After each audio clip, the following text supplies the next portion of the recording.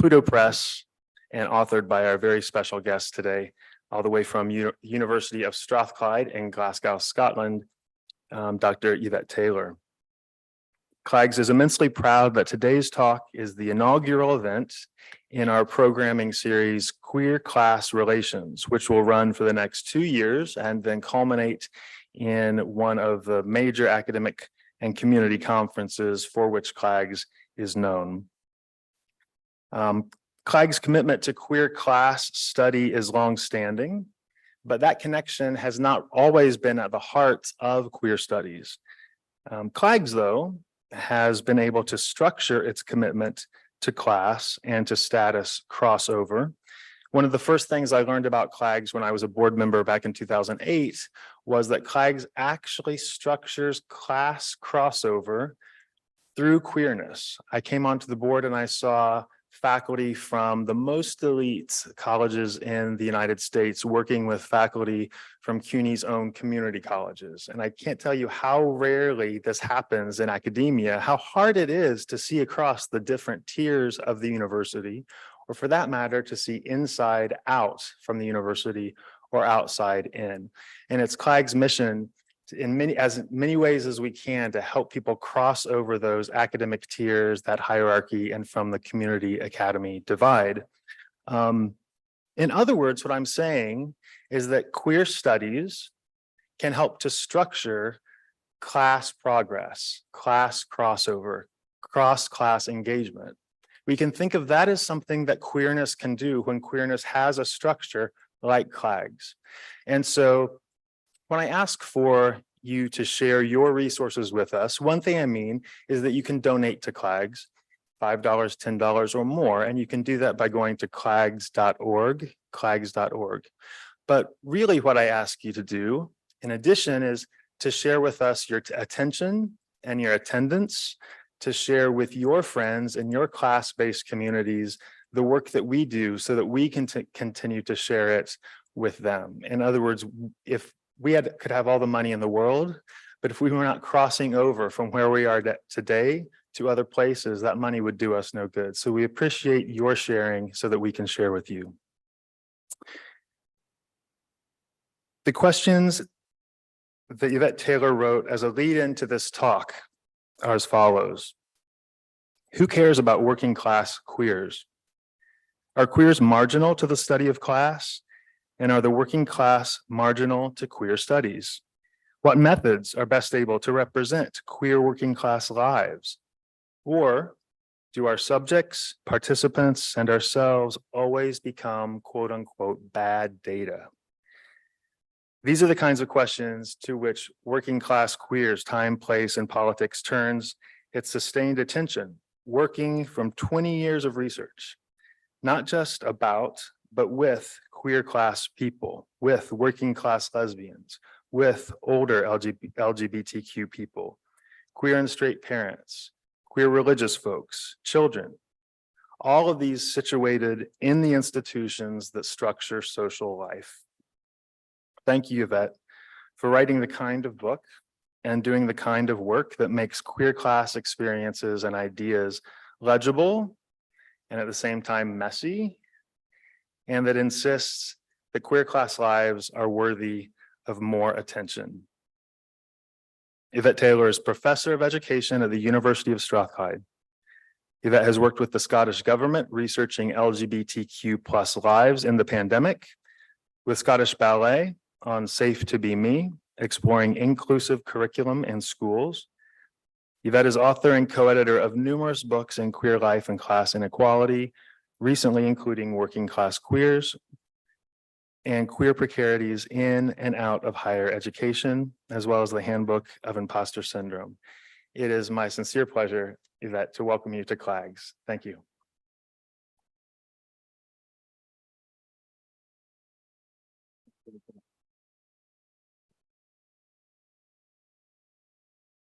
Thank you so very much, Matt. It's great to be here. Thanks for coming out and for coming out on a sunny day. Can you hear okay? Just give me a little nod, yeah? Louder would be better for you. Yeah. Okay. So Thanks again to CLAGS and congratulations to Matt on directorship. I look forward to working with CLAGS. I know that Strathclyde and Cooney are partners, and I think that partnership is made in the people. And I hope we will continue to work in the coming years. And I'm really excited about the queer class series.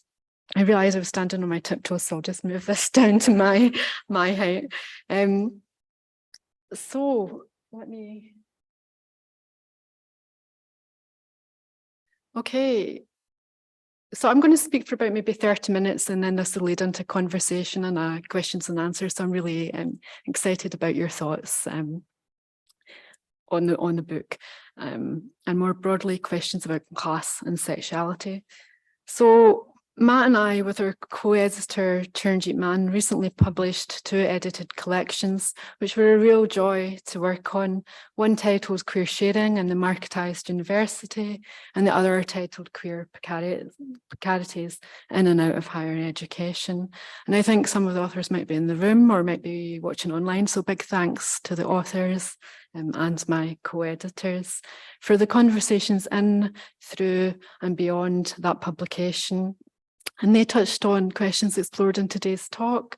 So questions of housing, healthcare, underfunding, mutual aid, and existence and persistence across our institutions, our workplaces, and in our communities, which often, if not always, stretch our connections and imaginations and labours across time, place, and politics. So I've been thinking about what to share with you today and what to share queerly when I can't convey the entire contents of the book. And I have to really, the book is quite new, so I have to resist the urge to tell all, or to tell again, to carry that weight of that data, even if that means evidencing again, to share fully across and beyond pages, and as more than just data. And so here's the contents page to give you a sense of the book overall. And I want to think, I do this in chapter 2, in terms of undoing queer class data. I want to think about the methodological dilemmas, the questions of inclusion and exclusion, questions of representation that come with conveying queer and class lives bring. Who makes it and what makes it onto the academic page. And the book has many pictures to it, and I could have told the story of the book through the pictures as well. So how does that visual data enrich or detract perhaps from the written word, and how to convey both? I want to also keep the tone of the book in mind today in today's presentation, where it was seen as always from the outset a more than academic book, as a crossover book that would have academic and popular audiences. And for me, I pause on that question of more than academic audiences. Does that mean that academia is too much for somebody who's, and what does that mean for somebody who doesn't maybe find their place or hasn't found their place easily in academia, who maybe describe themselves as an accidental academic, to be told that you have to outreach or do more? Or is it a good push and a reminder to be more public in our messages and want a bigger audience? How does lived experience reach theoretical knowledge or reach back into academia? So I felt the weights of the book, even as now post-publication the book feels relatively light. I had expected maybe for it to feel heavier. But these weights, whether sat on the bookshelf or on the reading list, or fell in and outside the queer feminist classroom context, are still to be held, carried and communicated or shared. In Carrying as Method, Nirmal Puar explores embodied influences that weigh upon, surround and encircle research practices and journeys carried across careers as, quote, obsessions, materials and dreams. This is an effort to carry between class and queer, embodied and embedded in interviews, accounts, and in my own experiences and likely our shared experiences across time and place. As a queer feminist sociologist, I talk about my own positionality, not necessarily to authenticate my own story as a story of one. I try to balance and weave in the entanglement of the personal, political, and professional in the book, while also centering the social aspects of all our implicatedness in queer class formations. So I'll give a bit of an overview of the book and really welcome your thoughts and insights. In the book, I point to the persistence and long-term efforts in finding a queer left feminist voice, including through perpetual legal, social, economic crisis. And I argue for a revitalization of the queer left. I talk about this as an academic production too, specifically in chapter 7, towards a queer working class reading list. So I'm going to talk a bit about the differences, or I'm going to try to keep this in mind as an audience, the differences between the UK and the US context, even as both country contexts take up a big space globally. There's differences perhaps between the place of class and feminism and queer theory and sociology, but there are certainly political or popular convergences around the demise, particularly of the left and the rise of the wing. And some of these convergences reach back historically too, around this special relationship between, say, Thatcher and Reagan, Clinton and Blair, and Johnson and Trump, of course. So to place myself, I identify as working class and queer. I sometimes use them as provocatively, as politically, but they resonate personally and professionally too. I want to think about how I'm challenged by what those terms have meant over 20 years of doing research and buying for working class queers. I think about that and what that means to have a place as a researcher, an academic, a writer. And I view that as intersectional and changing rather than static, and something that is done rather than just declared, and done as structural inequality. So as one interviewee puts it, to quote, "I imagine my futures at all points as someone who is not fitting in." And I think that sometimes structurally that means that the world is not for you.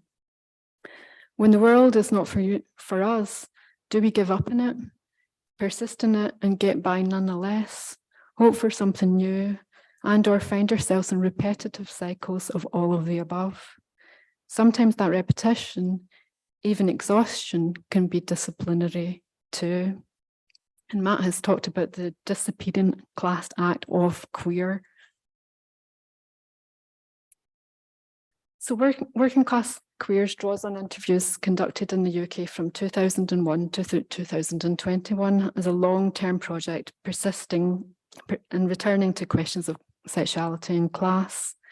In interviewing across the age range from 16 to 80 years, respondents have lived and are living through periods of criminalisation, stigmatisation, state prohibition, and underfunding in schools and local authorities, through repeated cycles of crisis, austerity, recession, welfare reform, and punitive border control. Participants have faced homelessness, poor housing, unemployment, underemployment, educational exclusion, workplace discrimination, precarity, benefits cuts, pending asylum status, inadequate health services, sexism, homophobia, and transphobia. Can people hear me?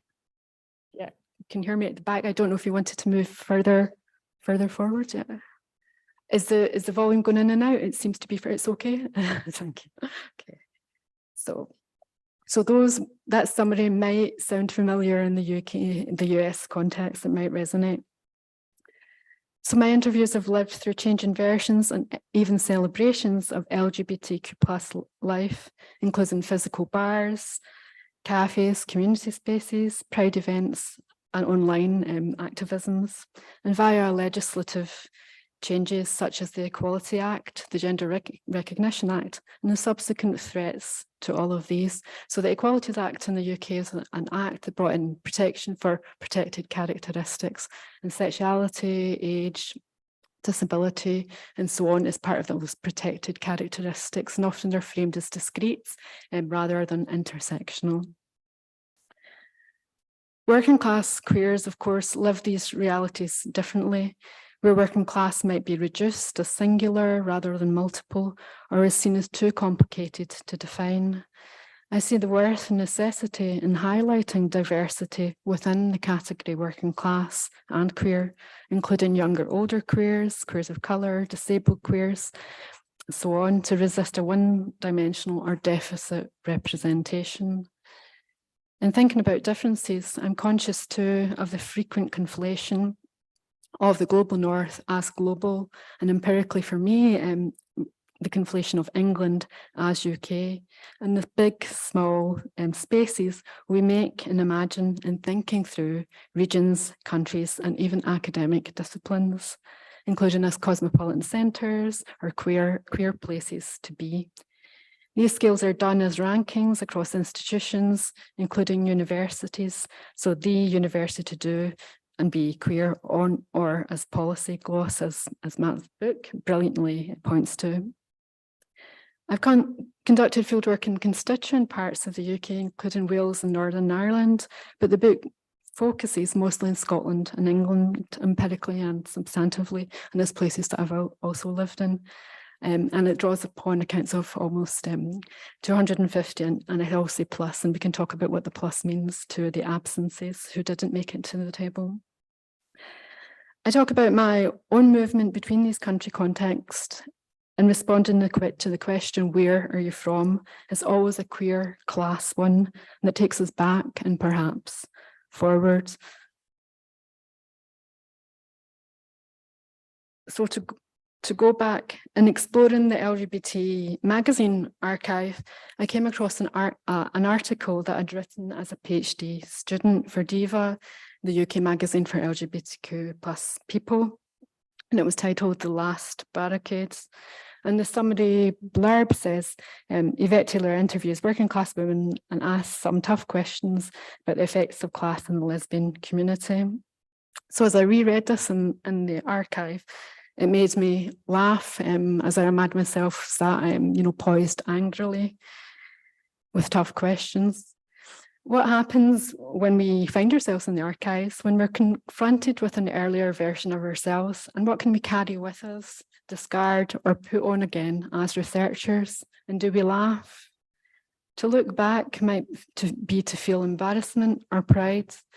It might be to productively undo ourselves, our investments and labours. In reckoning with our entanglements, we can think of our histories as alive rather than stuck, done or finalised or overdetermined by barricades.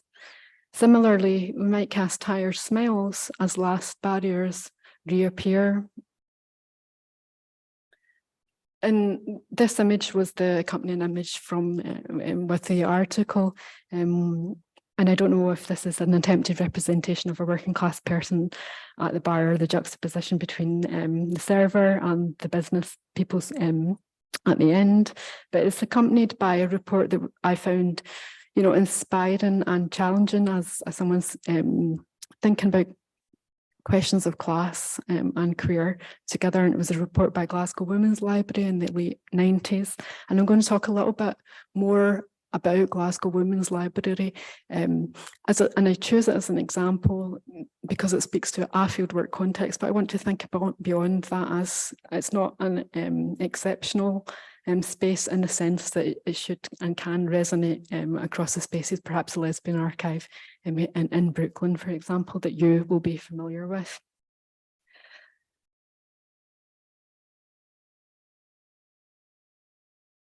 So in 2015, I returned to Scotland from living at that point in London, having lived in England for 16 years, and I visited Glasgow Women's Library. As an example, as I've said, I frame GWL, Glasgow Women's Library, as part of the story of where I'm from, what I'm doing and where I'm going via activities and practices or shares that Matt spoke about, via workshops, events, and working with. This community venue is a library, a museum, and an activity hub. It's in Glasgow, and I use it to share a perhaps global story versus seeing it as a wee or a small place and as exceptional. So this is the place that I knew as a young person. It was down a dark alley. You had to kind of know about it and figure out where it was. You had to call in advance to say that you were coming, and then you had to make your way up a fairly shaky, potential unsafe lift shaft, and it was very much out of sight. So I think that tells a moment in time, and it has got a secure premise now. It is celebrated as a space. Nearly won Museum of the Year status, and that's all great to see that kind of visibility. But I think, like a lot of LGBTQ plus groups, its permanence has been precarious and often done through the labours of volunteers. And that's true of a lot of groups. So subject to various funding fluctuations, including underfunding, movement and change, and sustained by voluntary labour. And it's similar to many of the other examples that I pull on in the book, including a gay men's group in the northeast of England, who was really underfunded during the austerity years, and it went from receiving quite a lot of sexual health resources and funding and attention to not really having very much at all. So in returning in 2015, I wondered how much has stayed or changed or stayed the same.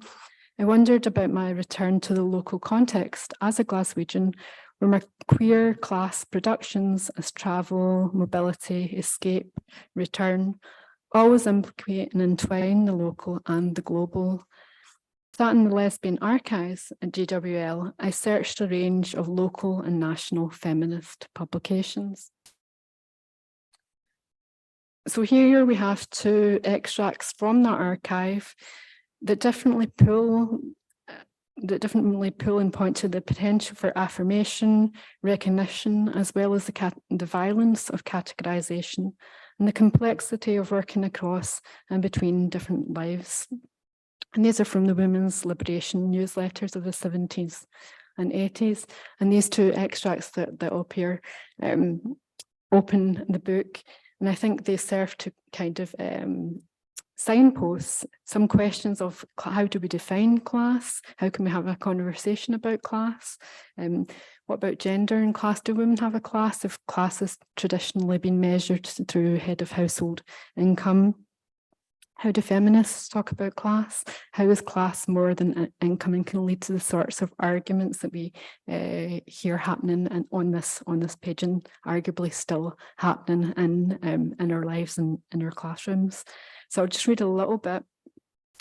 I'm writing to express the distress and anger I feel about the bigoted intolerance towards white, educated, middle-class women.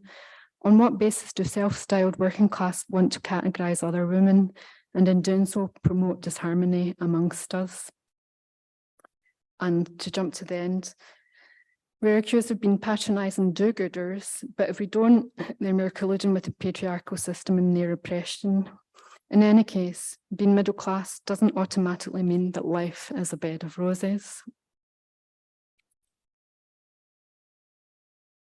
So in searching the archive, it was a search, it wasn't neatly catalogued or accessed, and sometimes the messages were written on the page as I speak back to the page. So you'll see the encircled handwriting saying, I'm a working class woman. Okay, that wasn't me that made that. So just to read a little snippet of that extract, because it's quite blurred. I went along to this workshop feeling quite excited, proudly wearing my badge, saying I'm a working class woman, okay, but came away completely disillusioned by the aggression that had been displayed and feeling that I had been indirectly attacked for being a lesbian. And to talk about some of those embodied signifiers of class, for doing consciousness raising, for wearing dungarees, Anyone who was in any way articulate or spoke with a middle-class accent was usually cut short or constantly interrupted. And she talks about that sort of reversal of power potentially within the room. And I think these extracts remind us of long-standing feminist histories of such debates and persisting sore points.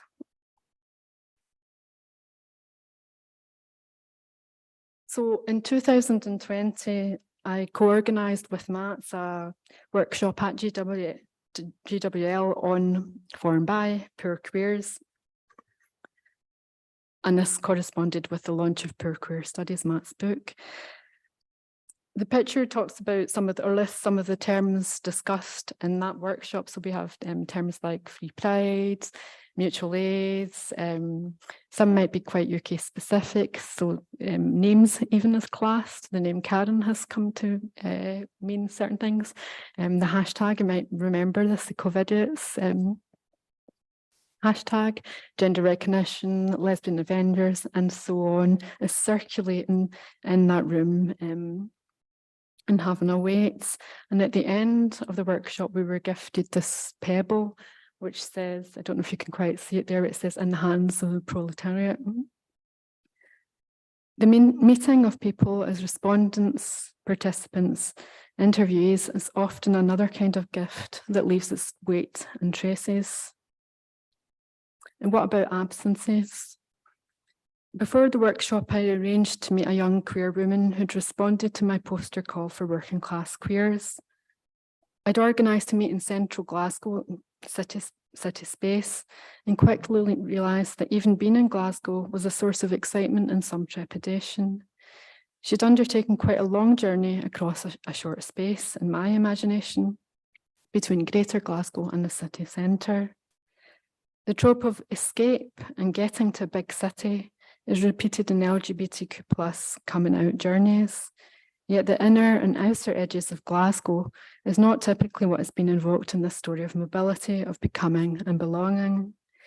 We'd initially missed each other on a cold day, and I walked around and rechecked my instructions, circling the coffee shop and eventually phoning. She'd explained that she'd got a bit lost and couldn't use her Google Maps as she'd run out of data.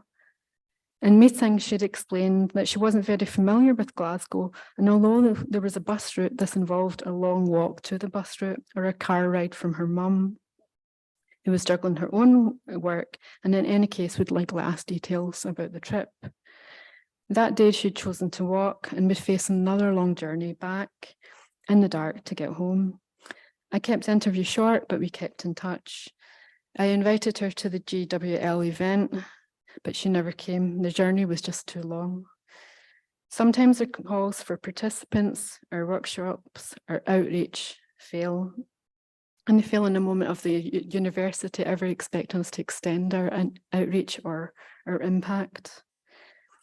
In selecting interviews to variously represent working class queers, I've paused on who comes forward, which cases count within that case, who can stand in for the general, and who gets us to a bigger place when we're seen to be from a wee place. So this is the call for participants. Creating the case can start with circulating calls for participants. Who comes forward with a story to tell, whose data already counts, and who carries the weight of that representation. So we see Alicia saying, I volunteer to do it because of the underrepresentation of people of colour participants. And I don't usually volunteer. And she talks about knowing my work or me being there in the community over a long period of time. So I wanted to think about who bears the weight of that case, where over the period of research in working class queers, I'm often asked, well, where did you get them? Where did you find them? As if they are somehow hidden. And what stories to select when you've spoken to 250 interviewees, and who carries the weight of those presences and absences. What becomes of our data and our missing data? What makes it onto the academic page? So with some caution then about the cases that I've made to present to you today, I'm going to pull across some accounts from the book and as queer shares. So these quotes from Asifa and Alicia sit nearly 2 decades apart. There are similarities and differences within their accounts when figured alongside structure and context of gender, race, and class. Supposedly new conditions may be viewed as enduring realities as still not fitting in. So Asifa talks about a relationship where she felt that this was something bigger, and she talks about growing up around the miners' strike. So the miners' strike in the UK in the 1980s was during the Thatcher government, and it really becomes known as this point of huge loss of the left and a huge loss for trade unions, and the point where from that point onwards we see a decline of the working class as it has been traditionally known, and maybe even misrepresented as, say, white, male and working class. But a moment of, a go-to moment, if you like, that figured in a lot of people's stories. So Asifa's talking about something bigger than that go-to version of working class. But sometimes that stretch means that the world is not for you. It's a disconnection. So as a way to talk around a few more interview stories, I'm going to pull up a couple of pictures. So the one at the top there that shows the quayside and the rainbow flags, and that's of Manchester's Canal Street, which is sort of the LGBTQ+ scene in Manchester that around the 2000s was getting a lot of attention. I went there as a young person. I went there as a PhD researcher. I interviewed people and worked around the spaces on and off the scene. And around, I think, the late 90s into the 2000s, it was kind of popularised by a TV series, Queer as Folk. And at the same time, a lot of sexuality scholars were writing about sort of the misappropriation or the selling out of the pink pound, the regeneration of city space through capitalising on the pink pound, around ideas of selling out, or Rosemary Hennessy's Profit and Pleasure, I think, came out in 2000. John Binney was writing around this at the same time. So into that landscape, I sort of entered and began my research. Just below that, the pink shop front was a venue that opened quite different to the spread of venues above it, but was called Pink Peacock. It opened during the pandemic, and it had things like a communal fridge, a pay what you can policy. It's quite a controversial presence, and I can maybe say a little bit about that, but my point would be that it is a venue that's since closed down, unfortunately. And to the side of that, I thought I would just one of the venues that I'm going to talk about is the Highlands. Is maybe sometimes there's been a conversation about getting our interviews predominantly from urban spaces and not going to other more rural locations.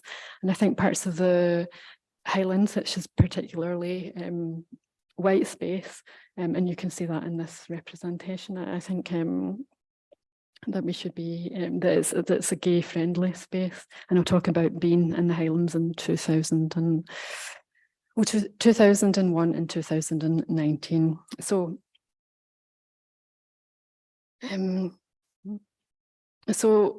Asifa features probably mostly in chapter 6, which is called Queer Anachronisms. And I deliberately in that chapter focus on lesbians of colour, trans lesbians and queer lesbians in terms of highlighting the cases that seem to matter now. So Asifa was interviewed in 2001 in the changing city of Manchester with both industrial and gay as now past presences. I met Asifa just around the corner from the main street, Canal Street, And we met just around 1 year from 9/11, in which she talked about as a defining moment of politicisation, with racist encounters as part of her everyday experience, including in the queer spaces that we were in. And I think just politically, in terms of 7/7, the London bombings, been a real turnaround moment in the UK of the real limits of New Labour's sort of multicultural New Britannia agenda. And I think Asifa, as a Muslim woman, was confronting this every day.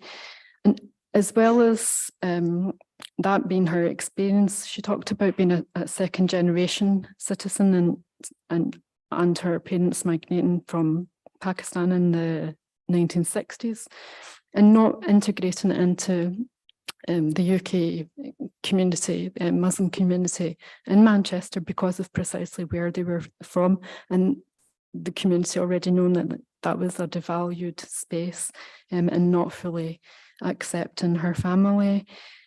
She was estranged from her family, but she really pushed back against this sort of story of being saved by more middle-class feminists who talked about saving her and rescuing her through education as a path to mobility. She had experienced homelessness, like a lot of interviewees, and I think that story helps us to figure out a more global imagining of working class queers rather than a nostalgic return, for example, to a white working class masculine story of working class. I'm going to jump to Abby, who was interviewed in 2013. And this was just after the Equalities Act in 2010 that I talked about in terms of protective legislation. It was after the Civil Partnership Act in the UK of 2004, but just before the Same-Sex Marriage Act. So on the one hand, we were told that this was a time of increasing rights and celebration, that it might be even sort of like a post-equalities landscape. But Abby, as a younger person and a disabled person, talks about the cuts to welfare benefits. So we had the Tax Reform Act of 2012, which meant that rather than having a disabled living allowance, your disability was something that was going to be constantly monitored, and you had to go through a series of punitive regulations to prove that you were disabled enough to be on benefits and that you couldn't work. So it was a really moralising climate in terms of remaking distinctions between the working class into the sort of respectable and unrespectable or benefits claiming working classes. So I think Abby's quote is a good one, and I should say, like, the terms that people used changed in the course of the fieldwork, and so my approach to that was like to put the terms that they used to describe themselves. Abby's quote: I've known people who've been assaulted in the streets for being disabled, because the current war on disabled people in this country, when it comes to benefits, it's lower class versus lower class sort of thing. They get more than us. It's like an eye-scratching game, I find sometimes. I just keep myself away from people who are negative. Well, a few feet back, she's a wheelchair user. So I think that Abby illuminates some of the lived experience of religion in the context of austerity and responding to some questions, particularly in the UK and Canadian context. Sarah Jane Page and Heather Shipley's question, what is working class queer religion? And where these are seen as clashing categories, religion or sexuality, I used the MC in the Metropolitan Community Church as an example to talk about how young people found solace and material resources in these places too, that they weren't always places to escape from. That sometimes religion was strategically used and as a stand-in for the welfare states. Abby is politically active, again, as somebody who experienced homelessness. And she talked quite a lot about how to navigate queer space as a disabled person. And this is something I wanted to show through interviewees' stories as well. I'm thinking of Fred, who I invited to come to the university, having checked the university's disability policy and got the guidelines that was accessible.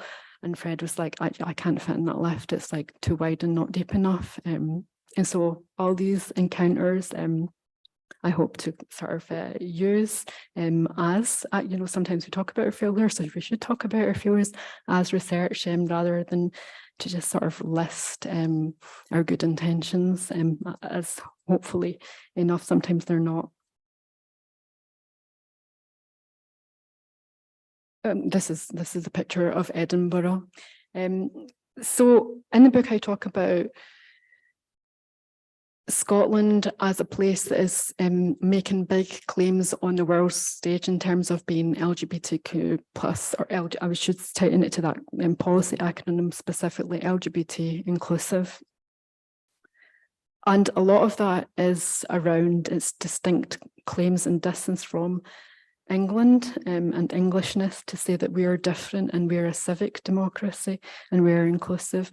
And these are values that I would hold to, but I think there can be kinds of some rhetorical slippage or glossing over the fact that, say, in Scotland, class inequalities are increasing in the rich and poor gap, and the attainment gap for children is increasing too. So Farge summarises this and gives me pause for thought in terms of Scotland's place here. If someone LGBT lived in Scotland from the beginning of his life, they can see some problems with LGBT, but I live in a country where there's oppression. So when I came here, I found all the equalities and all the freedoms. There are some problems, but I see that the government's still working on it. But in Morocco, the government is still oppressing LGBT communities and society is against it. So, and Farge was interviewed in 2019 and had moved to Scotland in 2018 and expressed contentment of that arrival in a safe place, actively seeking asylum. And at that point, they couldn't work because of their status. They had volunteered with and stayed with their church family, having converted to Christianity from Islam. And they didn't declare their trans status on their pending asylum application. They then secured status. But that wasn't the end of, so we can say that this is a sad story, or it might resonate with some of the words we saw from the Glasgow Women's Library report: unemployed and poor, skin, sick, so on. But Farge's story doesn't end there. Farge imagined themselves as moving actually to San Francisco as the queer place to be. And I think while we can critique the sort of narrative of this, the world leading countries as sort of as that being the competitive logics that countries now want is to promote how rainbow friendly they are, Farge is compelled to tell that story as well as they seek a place to belong or seek a safe space. So I think, remind me to, I'm going to go sequentially and I'll jump back to Ghislaine. I interviewed Nika in the Highlands in Scotland, and for me, that represented a return after nearly 20 years, where I'd first went there to interview the rural lesbian group, and that caused a lot of controversy, a lot of arguments about where we would host a rural lesbian focus group.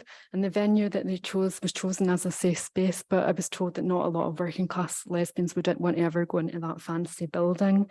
So even the struggle to find a location can be quite difficult sometimes. 20 years later, it was just a changed space in some senses. We could see rainbow flags in cafes, we could go in there and be safe, if you like, but we did incur a lot of looks and stares nonetheless. And Nika says, I'm going to talk about a lot about race and stuff.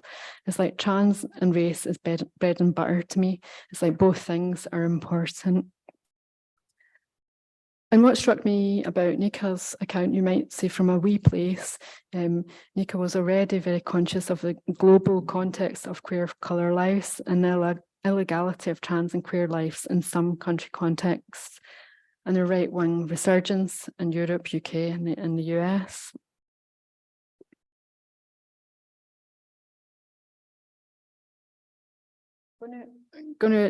Moving forward in time, I'm going to talk about Ghislaine. Ghislaine was a key worker. I don't know if that was a phrase that was specific to the UK, but in terms of frontline public sector workers, I interviewed Ghislaine in 2020 at the beginning of the pandemic. So someone working as a nurse, originally from the Philippines, her wages were depressed as some were working on a visa to save the NHS, the National Health Service.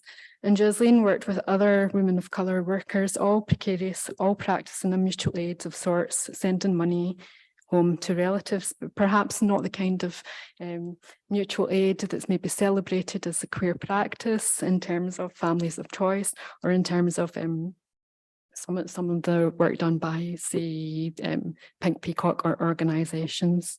Ghislaine's mum's just getting by in a quiet, soft way. In fact, she told the story of not talking about her family and her housemates never talking about their families because it was too upsetting. And I think Ghislaine's quote here asks us again to think about who responds to her call for papers. She said, yes, I'm working class, I'm queer, but then I'm not quite sure about the British point because I've not been here quite long enough. I think Ghislaine's stress as an NHS worker from the Philippines, working during COVID-19 and working through longer term health and social crises, is not one foregrounded in homogeneously highlighting LGBTQ plus people as at risk, without attending to riskier chronic conditions of intersecting structural inequality globally. And like Nika, like Asifa, like Alicia, Ghislaine is somebody who was misrecognised constantly in queer groups, and members often ask Asifa and Ghislaine if they know the purpose of such spaces, like going to a queer working group and being asked, do you know what this group is about? So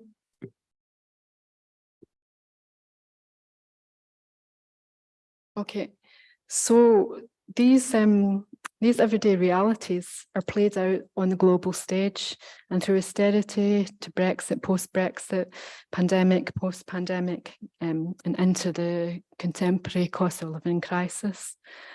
Flashpoints across time and place link conservative and neoliberal crisis forces as actively perpetuating intersectional inequalities. Within respondents' lives, this has been felt through the Thatcher years, into New Labour, and the ramping up of homonationalist racism via the escalation of new, old gender conservatisms. Their experiences are situated empirically in the everyday, with a sense of suspicion towards understandings of life getting better, or a post-equalities landscape. So Alicia, to quote one of my respondents, I still experience racism and sexism and stuff, just people know how to be more careful about it.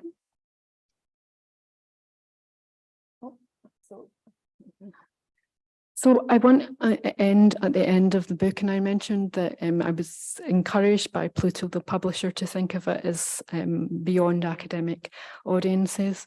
And so I kind of flipped the literature review chapter to the end, and I wanted to see what happened if we put that at the end, rather than thinking about the gaps in the literature and the literature that we have to absorb before we get a chance to speak. And I returned to some of my own readings as a undergraduate and a gender studies students, thinking about the texts that had been foundational to me, and the texts that maybe we can go back to go forward through, rather than thinking about the next thing to do. Because some of these, like I said, in putting these stories together, they talk to each other. Some of the issues are with us still. And I wanted to think about the place of the queer feminist classroom as hyphenated, as done and undone, and done through, say, strike action. I try to think about the context of our labours, which sometimes sit in silos or in boxes. And this box in the middle here is a production that I did in a workshop called Who's Here, Who's Queer? And it reflects the vast range of queer scholarship over the decades, posing but not resolving this interrogative question. And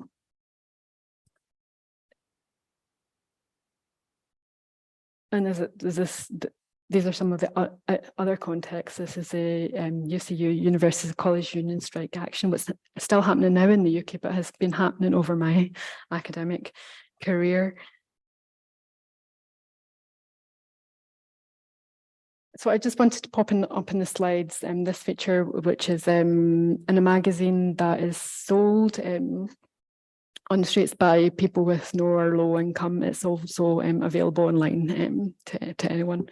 And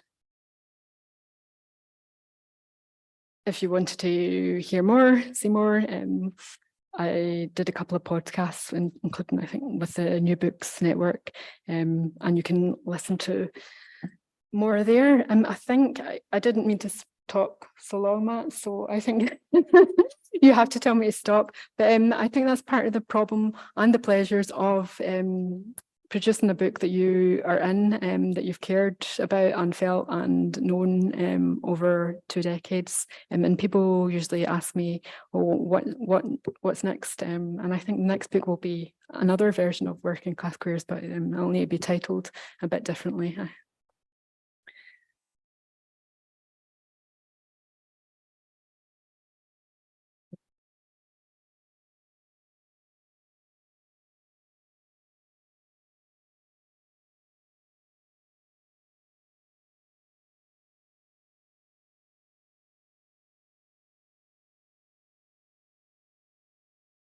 Can you all see a different screen?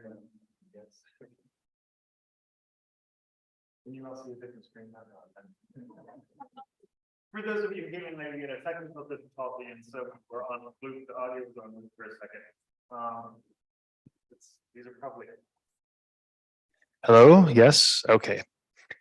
So thank you, Yvette, so much for that talk. So I'm just going to go down a checklist of some things I heard. The way you use visual data when the world is not for us. What do we do?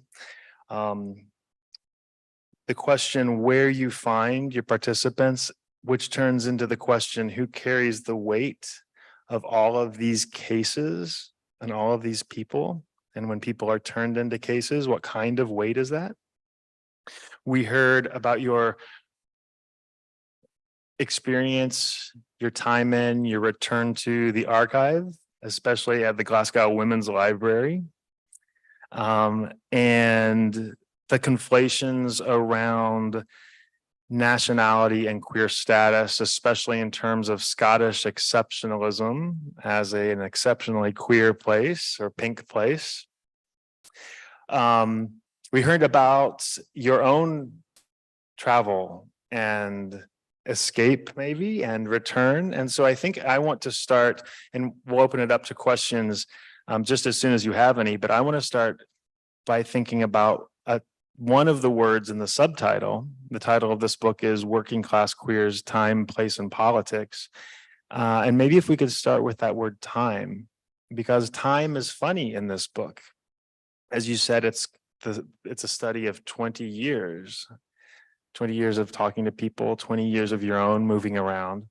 And so can you talk a little bit about how time is more than just a theme in the book, but how time becomes funny or strange or something maybe non-linear, and how that is part of your research process? Yeah, that's great. That's great. Is that on? I think it's just gone off. Great. Yeah. So of course, you know, one thing that happens to us as researchers is that we age as well. We inhabit different times and we're seen differently. I chart my own sort of educational trajectory, which I said I didn't anticipate it ending up, or I don't know if being a professor is an end. as such, but I didn't anticipate my academic journey from school, and I talk about this as being in the bottom reading group to becoming and being part of the feminist classroom. Do people know what the bottom reading group is? So in the UK context, we do streaming, and to be in the bottom, right, you get that, you know what that means anyway. And so sometimes as a young person, you already get a sense that you're not in time, you don't have the anticipate this good future, right? So I talk about that to disrupt it, not to make that story of a sort of a story of becoming me, a story of meritocracy, and then the feminist classroom opened up and liberated. That's not the version of being on time, right, that I want to kind of convey. I've lived and shared some of the moments in the histories, which I think are still happening, that my interviews talk about. So I interview somebody in their 80s and the early 2000s who'd lived an incredible history till that point, and talked about being quite activist in the Thatcher years. So there's the life stories of my interviewees that I try to carry, and of course surpass the book as well, like the live on beyond the story that I can capture as a moment in time too. And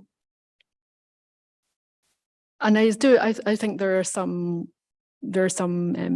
concerns specifically that certain age groups have, and some people talk about like the difficulties in not living an old age without a pension, for example. It's not so dissimilar to young people post-pandemic not having credentials or not being able to experience homeschooling safely. You know, we can talk about the similarities between generations, if you like, too. We can talk about, rather than thinking about moments of crisis, so austerity as a crisis period, the pandemic as a crisis period, recession, right, the cost of living crisis, where sometimes governments encourage us to wait it out, tighten our belts and so on, that for a lot of people in the book, crises were plural and perpetual, and there wasn't that sense of this was something that they could overcome, and that sense of all of my futures are ones of me not fitting in. And I think we can be critical for sure, and even sad about that story of exclusion, but I think there was a lot of pushing back as well, and so I should say that the book foregrounds working class queers. Over the course of those 20 years, I've also interviewed middle class queers, people that identify and live very middle class lives. And here we see different distinctions of class as well, in terms of working class queers saying, I don't want to be middle class, or pushing back against middle classness as pretentious, for example, and claiming that they're down to earth. So I think that is wanting the material resources, wanting possibilities, but not necessarily wanting sort of cultural baggage of middle classness either. And I think that's a good kind of pushback to that sort of acquisitive future. Ask one more question. And if you have a question, just raise your hand really high and I'll see you. This is a question that is related, I think. You talk in the last chapter about it's a pedagogical chapter. It's called Towards a Working Class Queer Reading List. And in that chapter, you use a phrase that you use throughout, and the phrase you use is queer feminist. And I want to think about, and it's a hyphenated word for you. And so I want to think about what you're trying to capture with the word queer feminist, especially in that chapter where you chart a kind of other strange temporality where, as part of your own participation in and search for queer left progress or queer left struggle, you find yourself moving back to queer feminist or just feminist pedagogical methods or texts from the 60s and 70s and 80s. And so instead of just a hyphen between queer feminist, I started to read that hyphen as an arrow from queer back to feminist, and to think about the temporality of those, and not so much as a tension, but as a kind of looping and productive return. I guess a simple way to ask that question is, how does the lesbian struggle fit within this study's frame of working class queers? Yeah,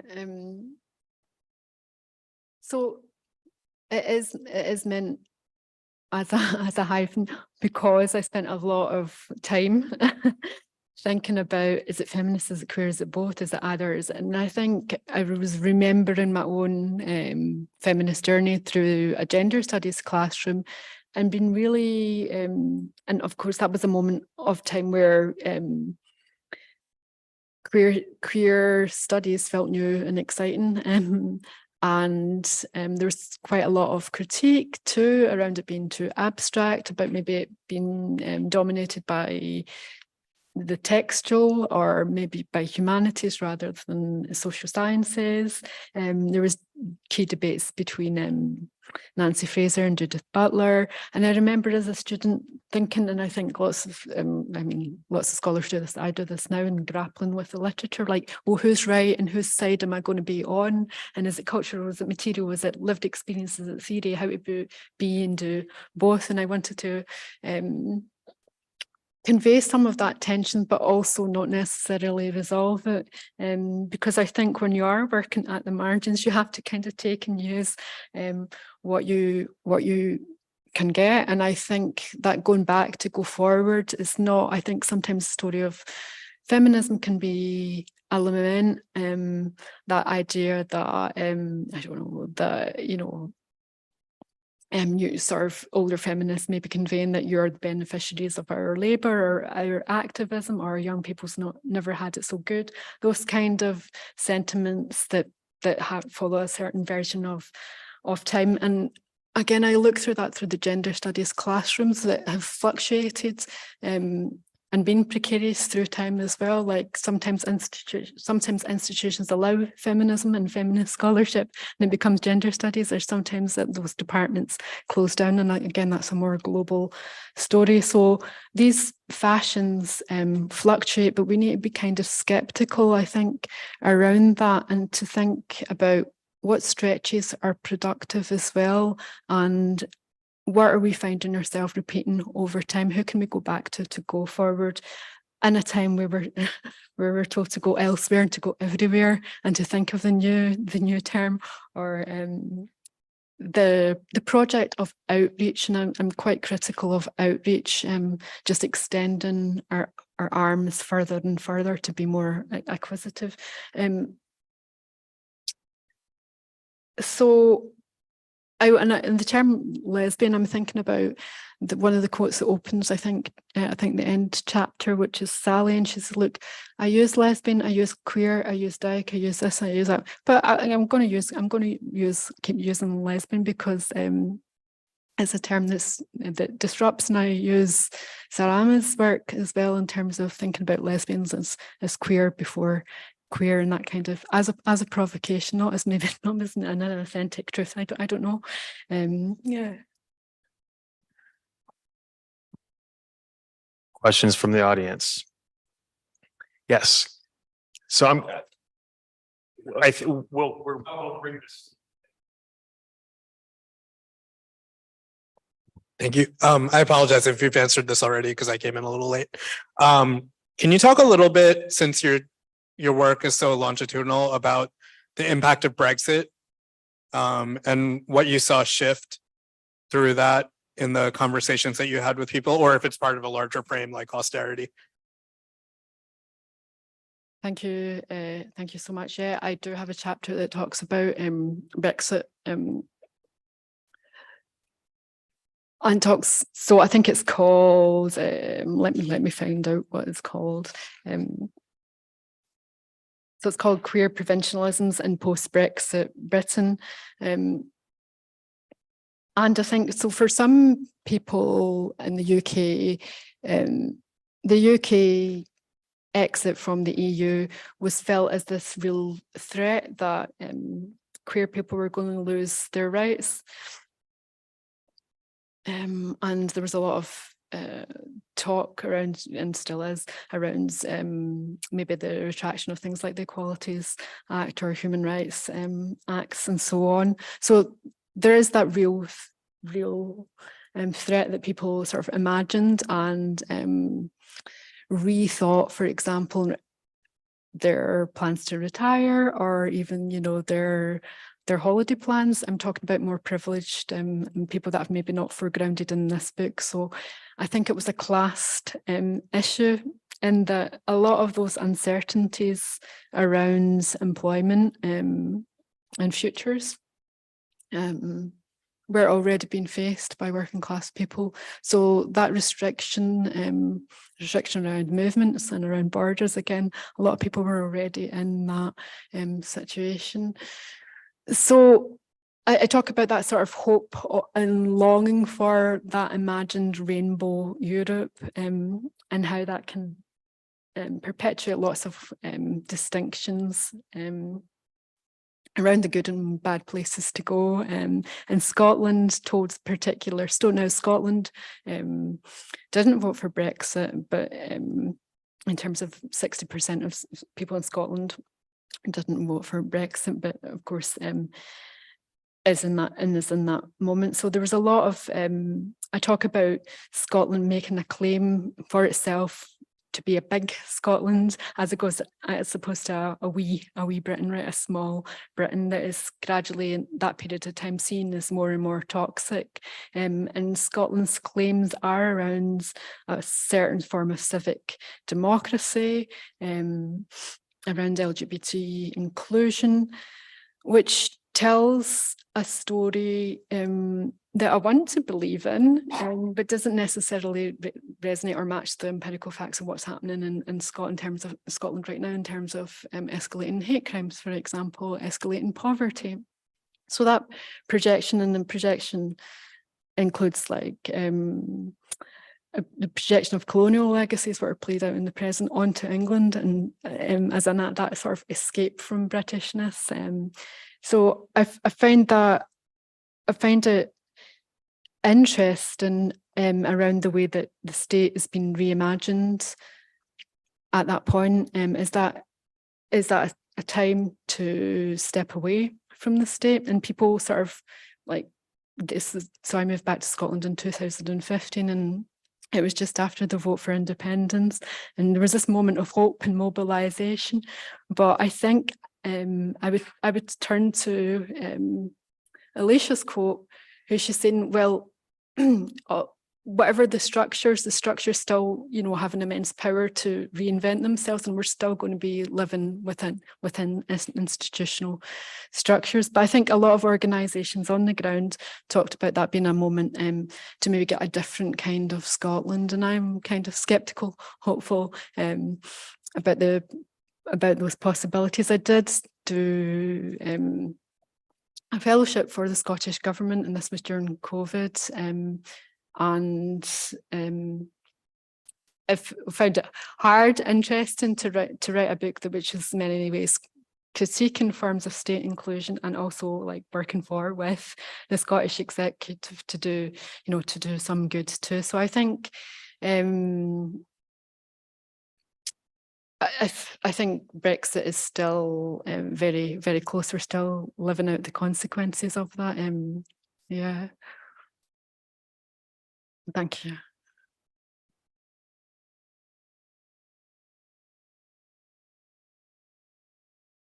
So thank you for your presentation. And I have two questions about language.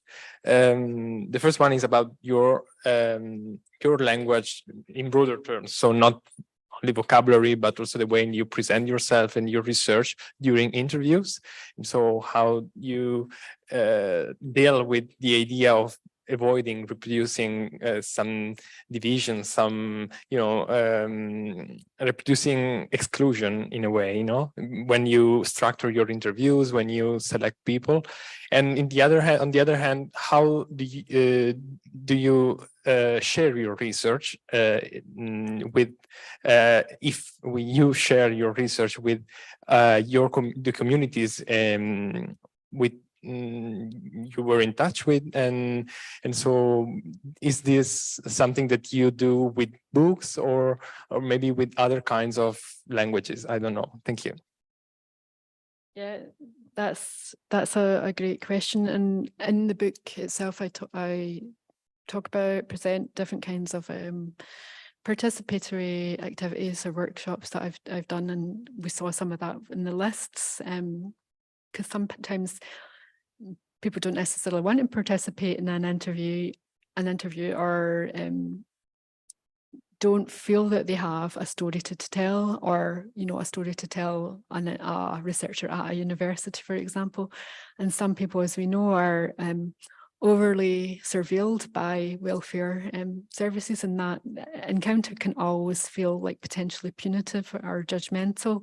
And I talk a bit about this in terms of who comes forward to research, and sometimes you have to hold back and stop that enthusiasm where it is like white, male, middle class, cis people that will rush forward and put up their hand, and sometimes you have to say, and it can be awkward because you are then sort of categorizing and counting, and but if you don't make those decisions and do that work, then is there space available for others? So that, I think that's important in the sharing. I talk about the postcard exercise in the book as well, that people wrote their postcards, and then that was really funny. So research doesn't have to always be serious or impactful in terms of returning your data to a known archive. So I'm lucky that lots of my research has been funded, but what the funders want are the transcripts and the words, and they don't want the visual data, or they don't want exhibition. They don't like, if it can't fit in that box, then where does it go? Is it not data then? In terms of sharing, I think that's a really good question. And the book,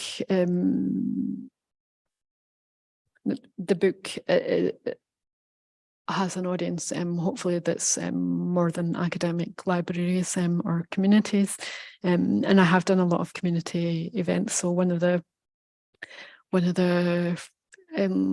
first launches was at Glasgow Women's Library, and there were different speakers, and it was just a nice day. So I think there is that.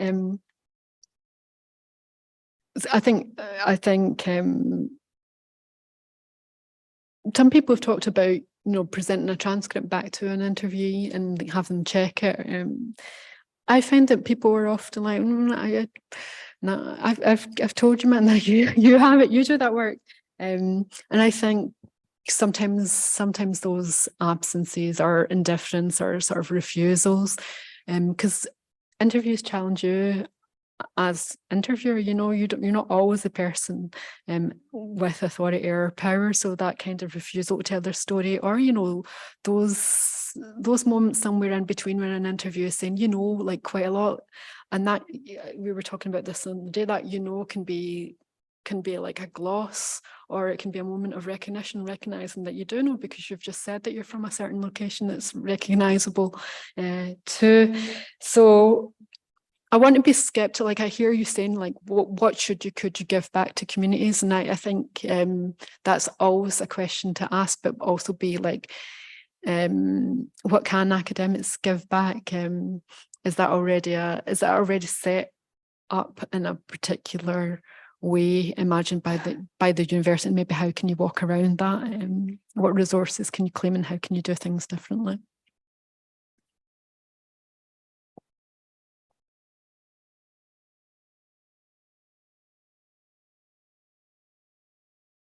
I would like to say, just to end, first of all, thank you for everybody coming today in person. Thank you for everybody at home on YouTube, but also just on a personal note. So Yvette and I met I think in the summer of 2019, and then I went to Glasgow. You invited me there, and I went there and came back the day that the pandemic started in the US, the sort of the day where everything stopped. I came back and we worked together and have seen each other 0 times since then until now. But we worked together over the pandemic and edited, along with Professor Turnjeet Maan, another professor at the University of Strathclyde, 2 volumes. And so our work has been pandemic work. Our colleagueship has been pandemic colleagueship.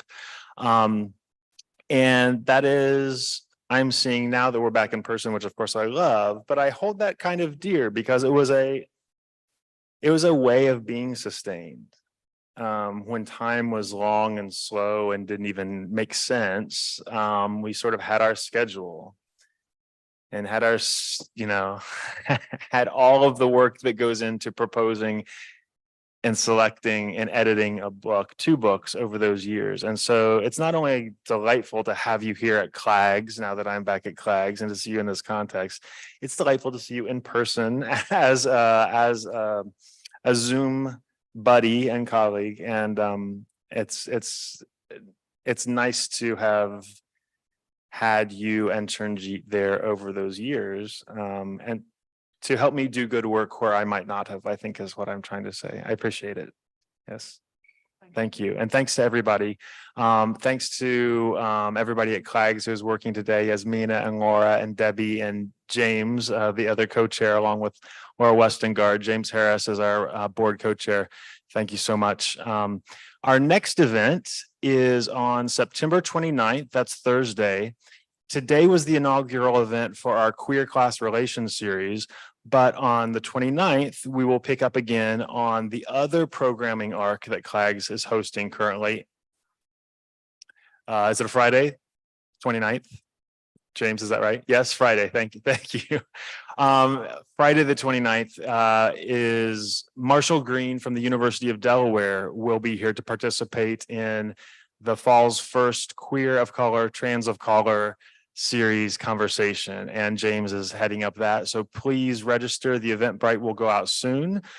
If you have not signed up to be on our mailing list at CLAGS, please go to clags.org, and there at the top you'll see a couple buttons. One of them is to donate if you'd like to share material resources with us so that we can keep sharing with you. Thank you so much. But we also just want to be able to reach out to you through email. And so if you could click that join our mailing list button, we will be able to do that more easily. It's good to see everybody, familiar faces, new faces that I sort of know, but now know in person. Have a good evening. Thanks so much for coming today.